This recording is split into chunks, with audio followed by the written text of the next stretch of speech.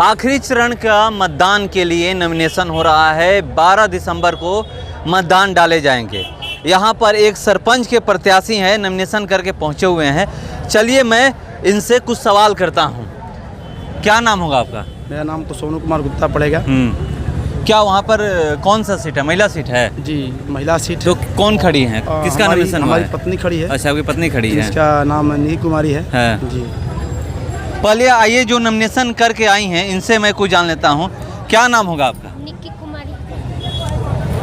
आप एक महिला हैं। अब महिला की समस्या आपसे बेहतर कोई नहीं जान सकता। भले कोई कुछ भी कह ले कि हम इतना जानते हैं, इतना जानते हैं, इतना जानते हैं, मगर एक महिला ही महिला का दर्द समझ सकती है। और आपके साथ महिलाएं भी हैं। इनके लिए क्या करिएगा अगर आप जीतिएगा तो? अन्याय करेंगे। न्याय करेंगे। तो चलिए, इनका कहना है कि हम जीतेंगे तो न्याय करेंगे। मगर जो इनके प्रतिनिधि हैं, मैं इनसे 2-4 सवाल करता हूं। पहला मेरा सवाल यही है कि सरपंच की क्या भूमिका होती है, ये बताइए। सरपंच की भूमिका एक हमारे ग्राम कचहरी के लिए मिनी जज की तरह होती है। हमारे पंचायत में जो ग्राम कचहरी चलता है वो साल में 2 बार हमारे एक आम सभा की तरफ बैठक कराई जाती है, जिसमें लोगों की समस्याओं को सुनना और उनका निदान करना, उनको अन्याय के प्रति जो झेल रहे हैं उनको न्याय दिलवाना, उनके इंसाफ के डगर पर ले चलना एक सरपंच का जो पत्ती बनता है, कार्य बनता है एक सरपंच का। मिल पाता है 5 सालों में? मिला है? नहीं मिल पाया हुआ है। इसीलिए तो हम इस चुनाव में अपना नाम लिए हुए हैं कि हम चुनाव लड़ रहे हैं और आज मेरा नामांकन हो गया। आम सभा की आप बात की है। कोई ऐसा पंचायत नहीं है कि जो आम सभा करता है 6 महीने में? जी नहीं, कोई नहीं करता है। मैं घूमकर देख चुका हूँ, सुन चुका हूँ। आम सभा करने से ये पता चलता है कि पंचायत में क्या कमी है और क्या हुआ है, कैसा काम बाकी है, कौन सा काम बाकी है और कौन सा काम करना है। मैं तो चुनाव इसलिए लड़ रहा हूँ कि जो हमारे वर्तमान सरपंच है उन्होंने 5 साल के कार्यकाल में मुखिया और वार्ड के कामों को जो काम होता है उनके कामों के प्रति उन्होंने, जैसे कि इंदिरा आवास, पेंशन और शौचालय के नाम पर, वृद्धा पेंशन के नाम पर, जाति के नाम पर, जन्म प्रमाण पत्र के नाम पर बहुत सारे लोगों से 10,000, 5,000, 200, 300 या 100 रुपये लोग से लिए। यहाँ तक कि जहाँ पर उन्होंने झगड़ा सुलझाने गए वहाँ पर और लगा ही दिए, उसको सुलझाए नहीं। इनकी लोग बरगलाना, फुसलाना और भोली भाली जनता को बेवकूफ़ बनाना, ये हमारे वर्तमान सरपंच साहब का ऐसा कार्य था। और मैं 5 साल के लिए मैं जनता के साथ पूरा खरा विश्वास के साथ उतारने का प्रयास करूंगा।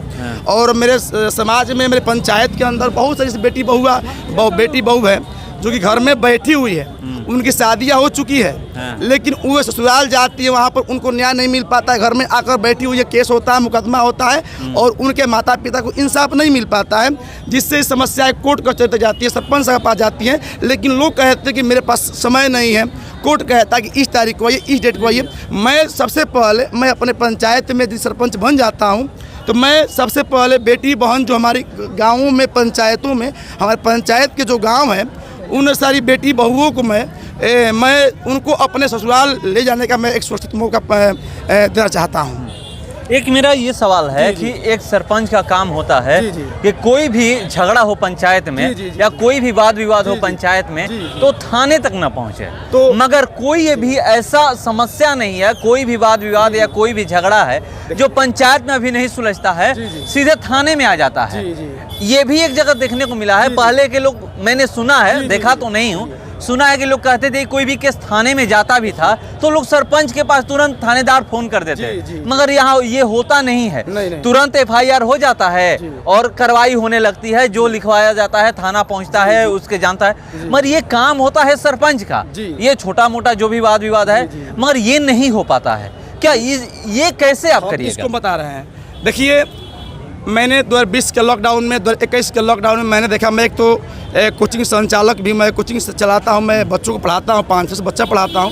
मैंने ये देखा कि हमारे बाज़ार में जितने भी व्यावसायिक वर्ग थे उनको थाने पर फ़ोन करना, उनको पकड़वाना, उनको पकड़वा करके थाने में ले जाना और अपने पैसा कमाने के लिए इन्होंने जैसे कि मान लीजिए कोई व्यक्ति पकड़ा गया हुआ हो तो उसके घर के लोग जा रहे थे कि सरपंच साहब आप चलिए, हमारे पिताजी, हमारे भाई, हमारे चाचा भतीजे पकड़ा गया हुआ है, उसको छुड़ाने के लिए आप चलिए। पंचायत का एक प्रतिष्ठा वाला पद होता है, अगर सरपंच थाने में चले जाएंगे तो थानेदार भी, जो भी प्रभारी हैं, वो भी इज्जत करते हैं कि नहीं सरपंच साहब आए हैं, क्या मामला है, पहले वो भी कहते हैं कि ठीक है, जब आप आ गए हैं तो मैं वहीं पर सल्टा देता हूँ, आप देख लीजिए। देखिए तो हुआ यूँ कि इन्होंने किया क्या कि लोगों से पैसा लिए 10,000 5,000 रुपये की, आप पैसा दीजिए, आप दुकान मत खोलिए, कहाँ गलत काम करते हैं आप लोग, पैसा दीजिए, मैं आपके भाई को, भतीजा को, चाचा को मैं छुड़ा रहा हूँ। और ये थाने से लीगल नहीं थे, कि थाने से इनका लिंक नहीं था, लेकिन झूठ-मूठ का फोन लगाना और बेवकूफ़ बनाना दुकानदारों का इनका मुख्य पेशा था।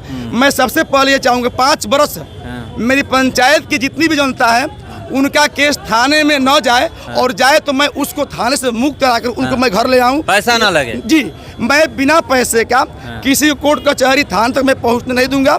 ये मैं जब तक अपने पद पर रहूंगा अपनी इस पद की गरिमा को समझूंगा।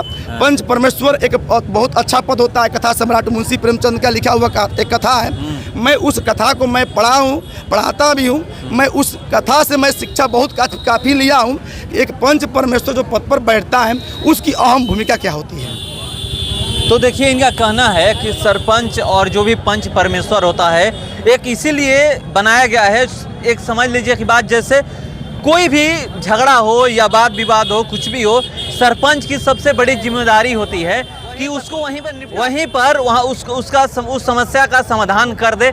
मगर अभी जितने भी पंचायत में आप जाइएगा सारा का सारा केस थाने में पहुंचता है और थाने में पता चलता है कि उनका इतना पैसा खर्चा हो गया। वो खुद कहते हैं कि मैं इतना गया, और कहा भी जाता है आजकल ये भी देखा जा रहा है, एक आखिरी सवाल आपसे कर लेता हूँ, ये भी देखा जा रहा है कि थाने में लोग जा रहे हैं तो पैसे का सबसे पहले डिमांड हो जाता है। सबसे बड़ी बात है कि थाना कहीं पैसा अपने से आप खुद नहीं मांगता है। यदि हम दलाल थाने के बन जाएंगे, हम कोर्ट के दलाल बन जाएंगे, ब्लॉक के दलाल बन जाएंगे, तो लोग पैसा के लिए तो मुंह बाही देंगे। यदि हम कहते हैं कि जनता के सामने सिर झुकाएंगे, जनता के सामने प्रणाम करेंगे, हम किसी कर्मचारी, देखिए ये मैं नहीं कह रहा हूँ, सुन लीजिए, आप कह रहे हैं ना, बात सुन लीजिए, जो ये बात मैं बता रहा हूँ, ये खुद जो प्रताड़ित होता है, जो थाने में जाता है, जिसका पैसा लगा है, बहुत सारे लोग कंप्लेन किए हैं, मेरे चैनल पे खबरें भी चली है, लोग खुद बोले हैं, अपने मुंह से बोले हैं कि मैं थाने में जाता हूं तो इतना पैसा लगता है। तो इसके लिए ये तो थाने में पैसे नहीं लगने चाहिए। देखिए होता है सर, ये है कि थाने वाले जो लोग होते हैं ये पैसा की डिमांड नहीं करते। हमारे जो सरपंच साहब लोग, जो हमारे वर्तमान सरपंच साहब है, इन्होंने इसको एक व्यवसाय बना लिया था। जो 5 साल अपनी दुकान को बंद करके जनता के बीच जा करके बिना मतलब का पथराव के नाम पर नाम डाल देना, पैसे मांगना, 10,000 दो तुम्हारा नाम कटवा देंगे, ये करेंगे वो करेंगे। भोली भाली जनता, वो तो मान लीजिए कि जिसका नाम हम पकड़ेंगे वो व्यक्ति नहीं जान रहा है कि मेरा नाम थाने में है, लेकिन बेचारा डर से 5,000 10,000 लोग दे रहे थे।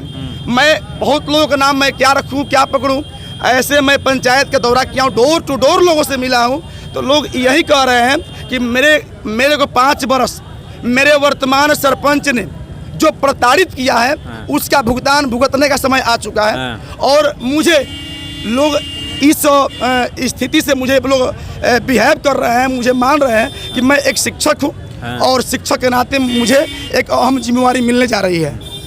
तो चलिए, एक शिक्षक है और शिक्षक के नाते इनको अहम जिम्मेदारी मिलने जा रही है, और इनका कहना है कि अगर मुझे इस बार जनता जीत दिलाती है तो कोई भी पंचायत का मामला थाने तक नहीं पहुंचेगा। ये सबसे बड़ी बात है। तो अब देखने वाली बात होगी, 14 तारीख को पता चलेगा कि इस बार खुटा पंचायत से किसको जनता सरपंच के लिए चुनती है। चलिए फिलहाल इस खबर में इतना ही, बने रहिए हमारे साथ।